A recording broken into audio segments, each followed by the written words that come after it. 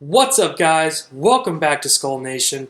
And over the next couple episodes, I'd like to go over a detailed plan of what I hope the Vikings offseason will be like in terms of their own free agents, their own players, other free agents we should be looking at, and what I hope their draft will look at.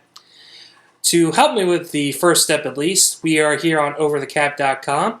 Overthecap.com has a great website here where you can actually mess with the Vikings or any team's roster, adjust their salaries, cut players, re-sign certain free agents, and it will tell you what the cap is at the time.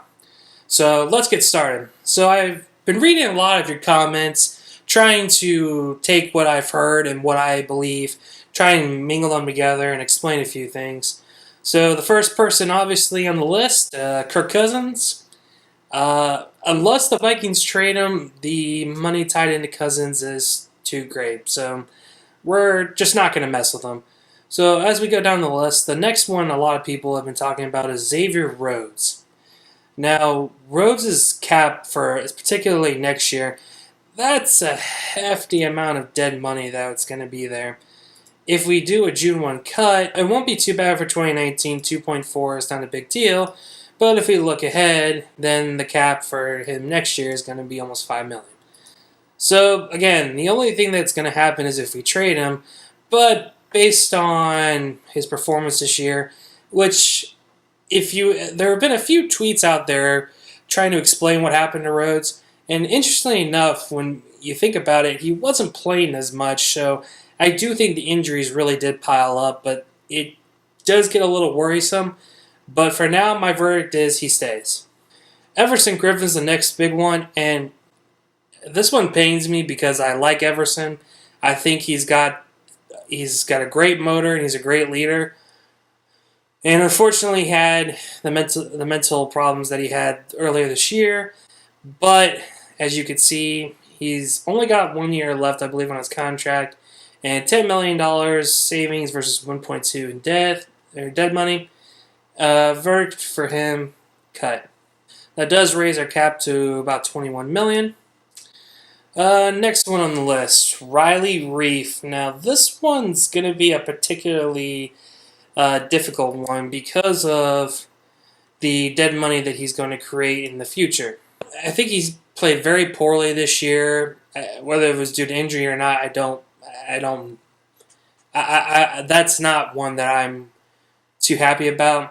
But there are a lot of people who say moving into left guard might help him, especially since I agree, I don't think he has great feet, but he does have a lot of upper body strength. So for now, the best I would say is either restructure him or just keep him on the team. My verdict is he's probably going to get restructured, but we'll leave him at his current salary cap. Next big one, a lot of you, it's very split about Trey Waynes. He's been here for 4 years, and personally, I don't think he's all that improved. A lot of people say that he's been our best corner this year. Well, I would say I'm not sure I agree with that. I do like how Alexander played in the slot this year, and I do like the upside I think Hughes brought this year. But for no dead cap and $9 million saved, I got to go with gone. Next on the list is, I think this is a big one, Adam Thielen. Now, Thielen, the reason I put Thielen on here is because I don't think that his deal is high enough at this point. So we're going to extend him 1 more year. So next year he's due to make $5.8 million. I'm going to raise that number to $10 million because personally I think he has more than earned it. We're going to guarantee at least half his salary. Again, especially I think with the end of the season, how he must have felt, I think he deserves the extension. So, verdict on him, extended. As you can see from a cap up here, we're up to $27 million, which still isn't a lot because of what we have to deal with over here and what we hope to get in free agency. Next big one, Kyle Rudolph. Wasn't featured highly in the offense, had 1 good game, had an okay season, but for the number he has, and honestly, I think David Morgan is an underrated catch passer, and he's a very good pass blocker. So, verdict for Rudolph, cut. Mike Remmers, everybody's one of the two bane of our existence guards.